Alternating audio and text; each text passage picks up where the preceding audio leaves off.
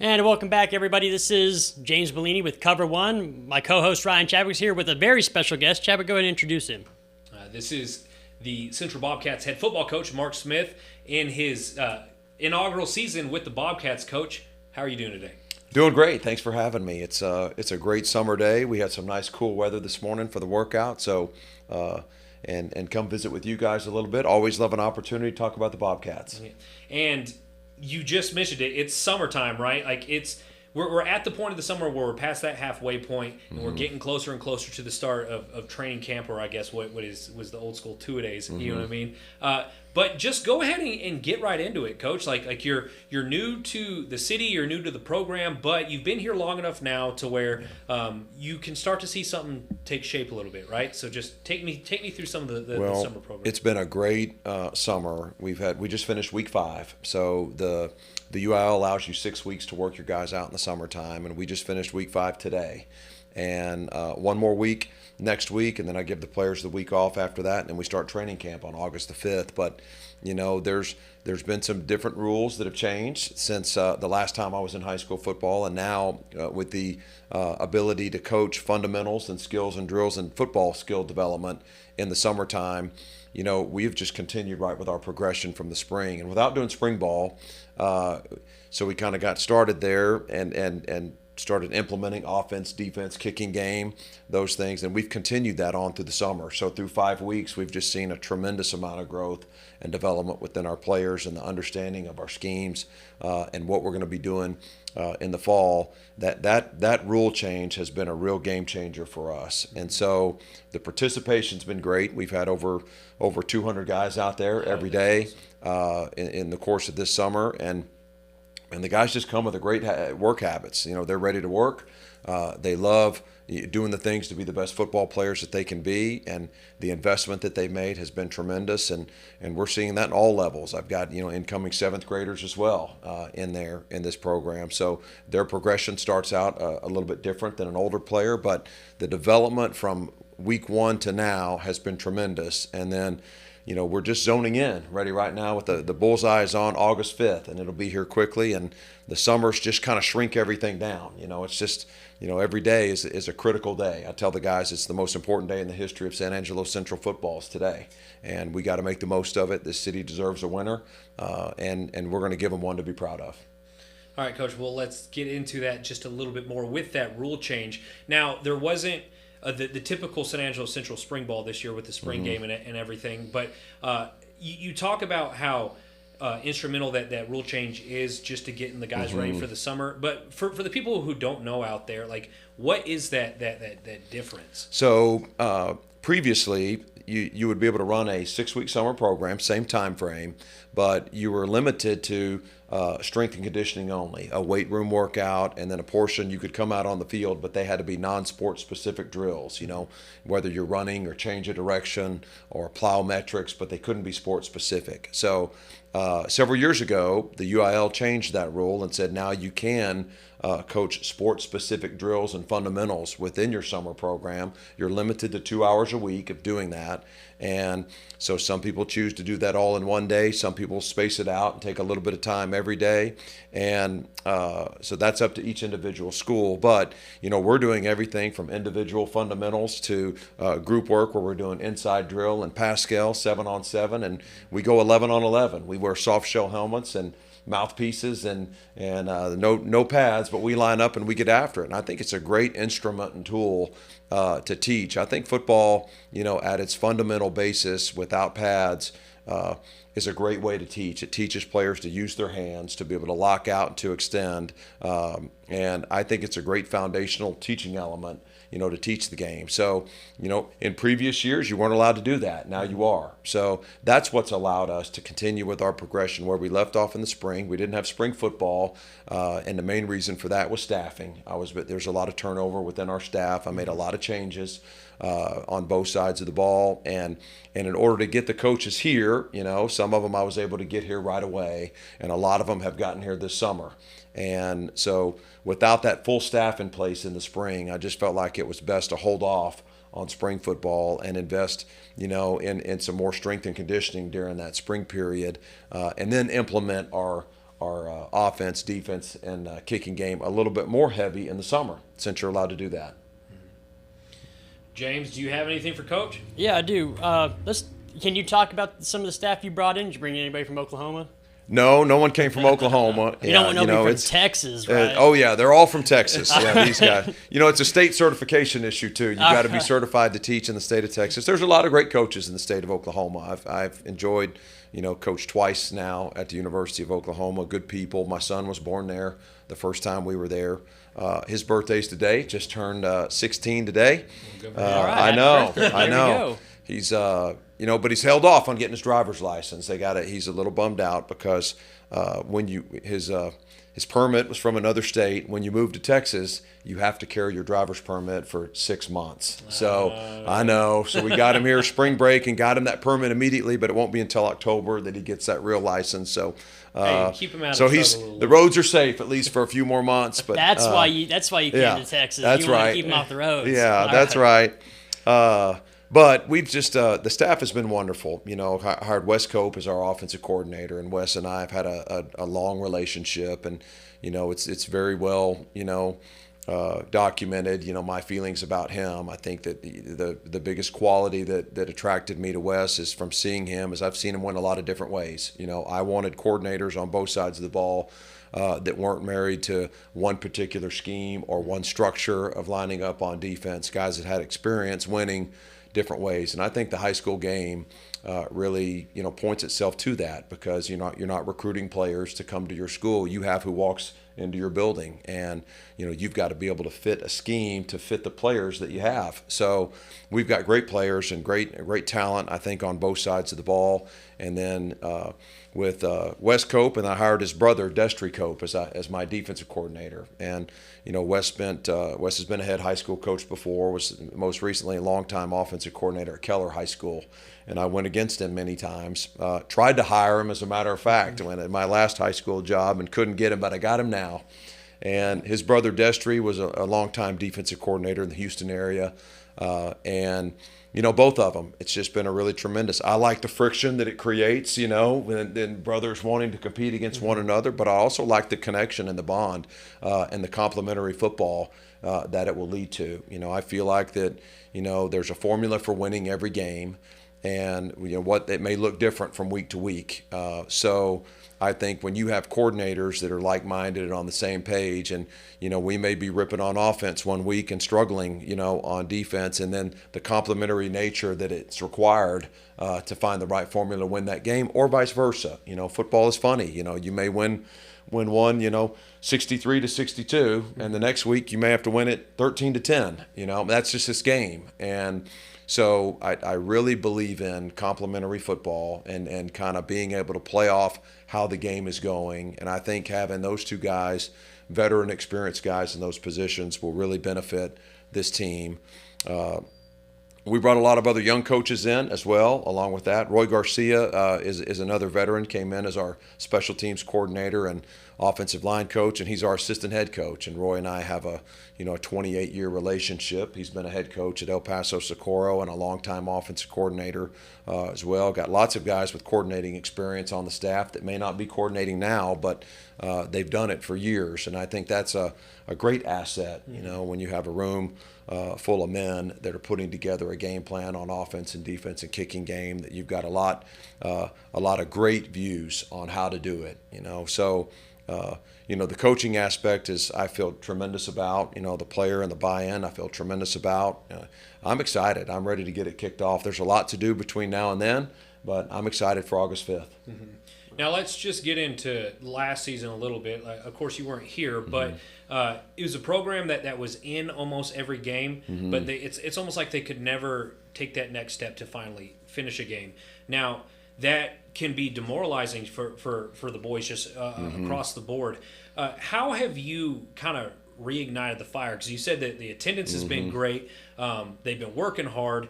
Like, what do you think it is about turning over that new leaf so the Bobcats will be able to get back to the form they were, even 3 or 4 years ago? Well, I think that I know Coach Crane here in the past, has had a great history here at this school, and I tell our players, whatever we do, anything that I say or that we do different from before is not anything disparaging on the guy that was here before me. Everyone runs the program the way that they want to, and I hope I'm here a long time, but somebody will hold the keys when I'm done, and they'll do it differently here. So I think that I was able to identify some things that I thought this program needed immediately, and the mental disposition for playing was not what it needed to be. That mental disposition to compete at a high level, no matter what the circumstance was. I feel like that we had a team that was very willing and eager, and when things didn't go their way, and I'm speaking now in terms of like off-season, I threw something different on them, or a challenging moment came during an off-season workout, and I really pinpointed some moments where I created this kind of atmosphere because I wanted to see how they responded, and then use that to educate them on what's required to be at our best. And I really like educating through illustrations. So I've got, there's 7 of them now hanging up in my office and in each locker room that we have. And I think illustrations do a great job of telling a story, but a mental preparation and mindset on how to go and compete. And the first one I did was the famous Muhammad Ali Sonny Liston picture where Ali's over the top of him, and it's probably the most iconic sports image of all time. But the backstory behind that, guys, is that that fight took place in Lewiston, Maine, which most people don't know. It was scheduled to take place in the Boston Garden. And there was a struggle 10 days before the fight. The license got pulled. The Boston Garden had just been redone. It was the most glitzy, glamorous place on the East Coast. And Sonny Liston was into that. So was Muhammad Ali. They liked the lights and the glitz and the glam. Well, the fight got moved to Lewiston, Maine, to a youth rec center in Lewiston, Maine. It was a youth ice hockey rink. The fewest amount of people that ever witnessed a heavyweight championship fight saw that fight that day. But the atmosphere changed. Okay, something was different, and then how did that affect their mental disposition going into that? So I used that illustration to let them know Ali had the attitude of anybody, anytime, anywhere, I'll go. And Sonny Liston was about the glitz and the glamour, and he was bummed out when things got changed. And man, now there's not going to be as many people in the stands, and circumstances were different. But how did their mental approach change? And it changed both of them. Okay, and then one of them dominated that fight. Into 1 minute into the first round, Sonny Liston's on his back, and so I use those things. That's one example of an illustration that I use to teach the guys about, things will change in a game. There'll be chaos. We may get off to a great start. Well, can we sustain that? Or are we going to relax? We may not get off to a great start. Can we overcome that? Okay, or we're going to say, oh, here it goes again. I think that you have to educate, you have to talk about these moments. And we did talk about some things that happened in this last season, although we don't dwell on that, but we utilize it. I think it's the windshield and the rearview mirror theory. We have to remember what's in that rearview mirror because it's there, but it's also in our past. Our focus has to be on what's in front of us, and we learn from what's behind us, but we keep our focus where it needs to be. And that's been the biggest thing, Ryan, is that mental disposition. But the guys have responded, and I think you have to put them in those pressure situations, and you have to create that kind of environment where, it is chaotic. Some days we turn the music up so it's loud and they can't hear when they're trying to communicate. I tell them that football is never a game that's played in a static environment. It's always going to be chaotic. There's noises, the band's going, the cheerleaders are cheering, there's distraction, there's lights, there's people hollering. Can I zone in and focus on exactly what I need to get the instruction I need to go out and perform? So we create these environments, so we can go be at our best. And I think that was kind of a missing element from the team a year ago. And it's had my full attention through the course of the spring through now. All right. James? Yeah, Coach, I got one for you. You kind of brought up, how the kids responded. Mm-hmm. You obviously watched film from last year. Mm-hmm. Who are some of the kids that stuck out to you on film, and who are some of the kids that have stuck out to you in summer workouts who are going to be those guys? Because you had a young team last year. We did. Extremely young team. Yeah. So that was a real appealing part, to me in taking this job. When we decided that we were going to, leave the college game and come back to high school football, and really, just my heart loves this game. We had some options on places to go. And so when it got down to, kind of discussing really what did we want to choose, that was an appealing part about San Angelo, is that we studied the roster. I knew that the best players were young players. And I think there's great benefit to that. And, they took their lumps with some of these guys. Maybe, when you play with a young team, that's what happens sometimes, and with that many young players that were contributing, to this roster. But we've got great skill. We got great linemen. We've got, a really wide a range of people. And I think it takes big guys. It takes fast guys. It takes the medium ones that get it done. But I have been impressed with our roster overall. I see this as it's not a thin roster. This was not a broken program. It might have looked like that from the outside in. It's not broken. There's really strength in the alignment between the junior highs and the high school, and then the player pipeline is really strong. I think sometimes it just needs the ship steered in a little bit of a different direction, and so my approach and the way that I do things, I think, is a perfect fit. I think there's a lot of good coaches out there, but it's finding the right coach at the right place at the right time really matters. So we've got a team that is very hungry. I know you ask, for some specific guys in there, and I'm speaking just generally, I very really am. Political. Yeah, very Coach. well, and not that I'm afraid to say any names, but I'm happy with them all. I really am, and there have been guys that have been, we've had the majority of our guys have had 100% attendance, in the summer, and that's a critical piece. And so, I think they'd struggled with that, last year. I saw the numbers of what was turned in, of who showed up in the summer program, and just that alone, the investment that's being made. And we got guys that,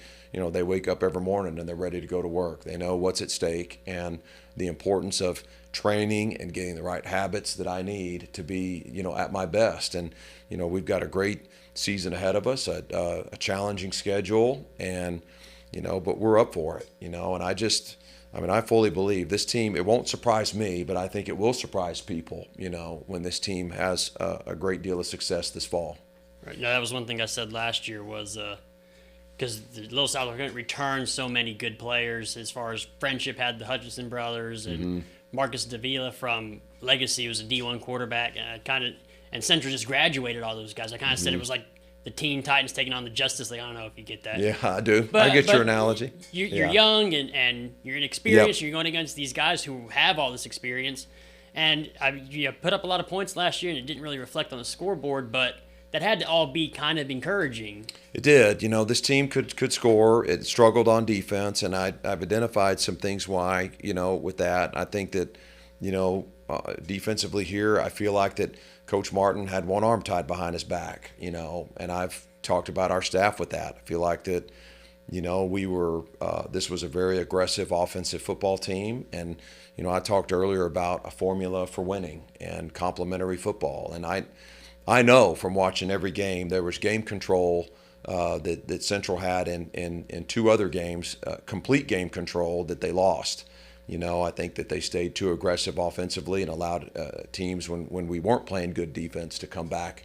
And again, I think there's two wins there. That game control was secure and lost the game. And I think there were two more that we were on the verge of having game control. I think that there's just a few things away from this team being 5-5 rather than. I know exactly what four games you're talking about. Yeah, there were, and that's what I think about. I study that. I'm like, okay, well, and again, people make decisions and run the program the way that they want to, and that's everyone's own choice to do that when you're the head coach. And I just saw that as there was two wins that we had that we gave up, and there's two more that we were about to have game control and that we were in there with. So I think the complementary nature of playing, balanced football and being able to educate your team on this is our formula for winning, and then to have a team that has the mental disposition that's ready to go. I use the example of,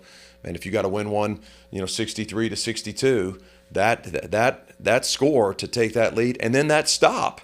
You've given up 62 points, but that stop is critical. Yeah, same thing if it's 10-3. Right. Man, we haven't been doing well on offense. It's only or 13-10, but that drive to kick that field goal to win 13-10 is just as critical as the the week before when you scored 63 to win. So that mindset that the players have to have, that's how football is these days. You do not see, just teams that are completely dominant from week in and week out and score a lot and don't give up many points. It doesn't happen.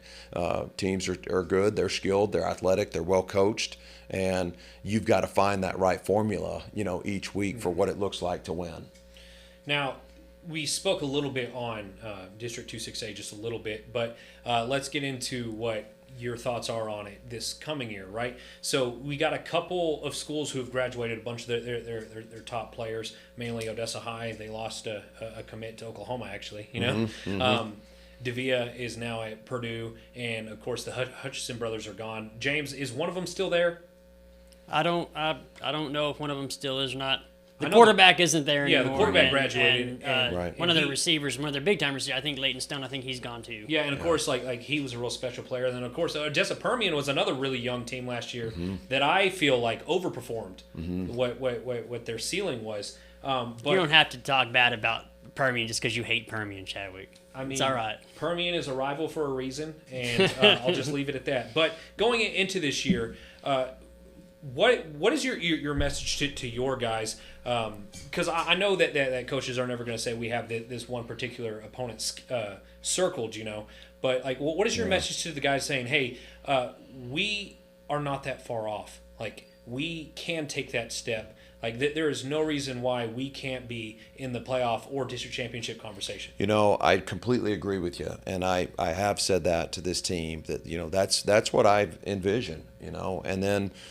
I've told them that, it's really going to be up to them on, their level of commitment, their level of buy-in, and their level of, just having a team that's infected with a bad case of the want-tos, and I believe that we're trending in that direction. And, as we haven't talked as much about our opponents specifically, as our focus has been on us, and if we can get things right within us, then the rest of it falls in line. Now, we also haven't shied away from the fact that we've got a really good league. I mean, this is a good football league, and there's good teams, there's good coaches, and it's top to bottom, and we've got a really tough non-district schedule as well. We open with a 7th-ranked team in the state of Texas, and I love that. I mean, that excites me. I mean, I love those moments, and I want to be challenged, and I prefer things to be difficult and not easy. And I'm building a team that has that kind of mental disposition as well. That, when it's a little warm outside, we like that. When I got some aches and pains, I enjoy that. Not to mention, go out there and shock the world, right? I mean, that's what we will do. That's what I envision, and that's what I plan. And I've had them just envision that. What is it going to look like on this field when they hand us the gold ball for winning the district championship and there's a celebration out here? How's that going to feel? And then I'm mindful of all the days that lead up to that. When you win championships, you win them in the spring, you win them in the summer, you win them during training camp, you win them with your daily habits and the way that you go to work. And so I do believe this is a team that will compete for championships on a consistent basis. This is a tremendous community, a great school district, great leadership, with a mindset of what do you need to be successful, and then this community that just really is hungry for a winner, and that's a great obligation and responsibility that I have, and I'm going to deliver.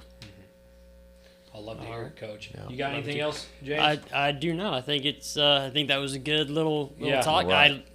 It's what I was talking about. It's been good, I could sit. I would love to sit in y'all's film room and just listen to y'all talk and just.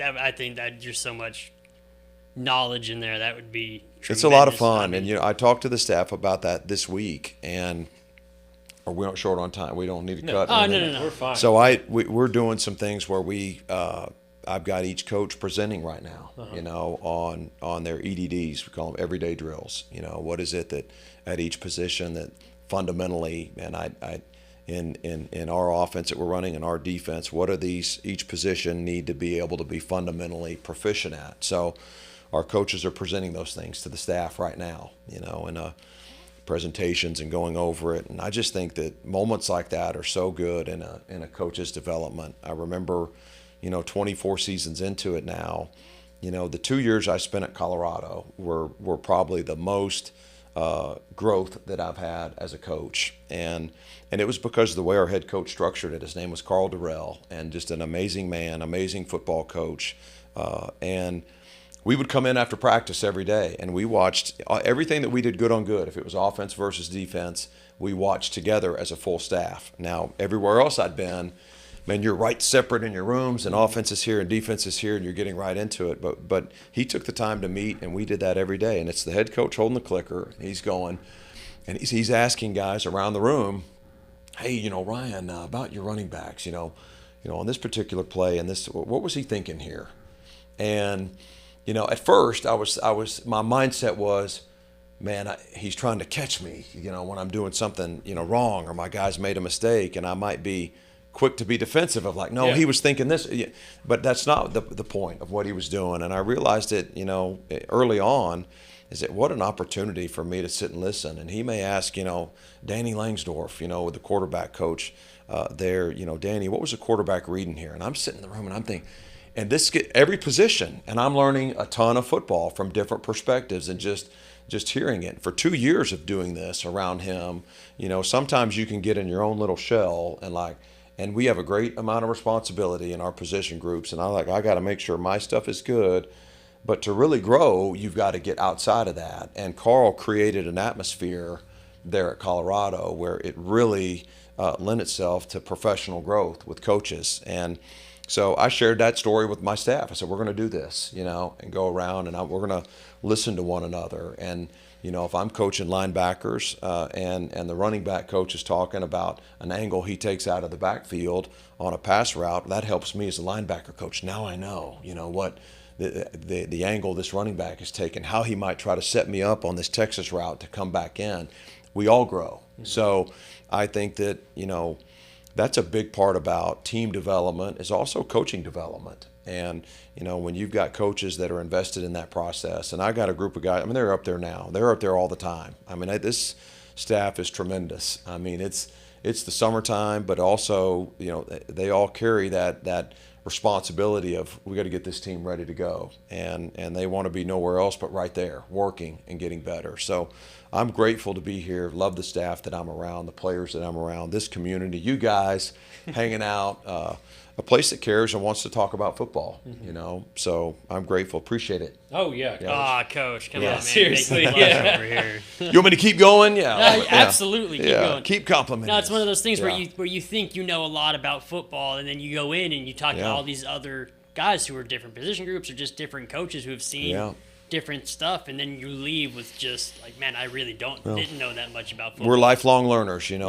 one's got the That's market cornered on all football knowledge. So I'm trying to, create that atmosphere within our staff, and, grateful to the people I've been around that, showed me how to do that. Yeah, well, we also appreciate you including the media in this a little bit too, because we love talking football. And we look behind the curtain there exactly, a little bit. Yeah. I like it. Yeah, but again, this has been Mark Smith, the new head coach of the Central Bobcats football team. I actually have one more thing. Sorry, Chadwick, didn't mean to. Coach, give the fans one thing to get excited about for this upcoming season. Oh. Just sum it up. The first thing that came to my mind was just pride. And, pride in this city, pride in what San Angelo means. At its core, it is a working class town. And these are people that love and appreciate a winner. And I just want to instill and just reignite, that pride in Bobcat football for everyone that's associated with it, for people that went to school there, played there, and then this community that loves to put on the orange and blue on Friday nights. Just a great deal of pride in the performance that we're going to have this year. All right. Love it, Coach. Love it, man. Thank you. Thank you so much for coming in. All right. Can I do it now? Yeah, you're good. All right. Again, this has been Mark Smith, ahead of his inaugural season as the Bobcats' new head football coach. Just ahead of two-a-days, guys. We are literally weeks, 2 weeks away? 2 weeks from Monday. 2.5? Yeah. Yep. Mm-hmm. And it's time. This summer has dragged with no sports, and we need football back in our lives. So, again, thanks for coming on, Coach. And, thank you. We will definitely be looking forward to seeing you more as the season starts. And, back to y'all. Thank you.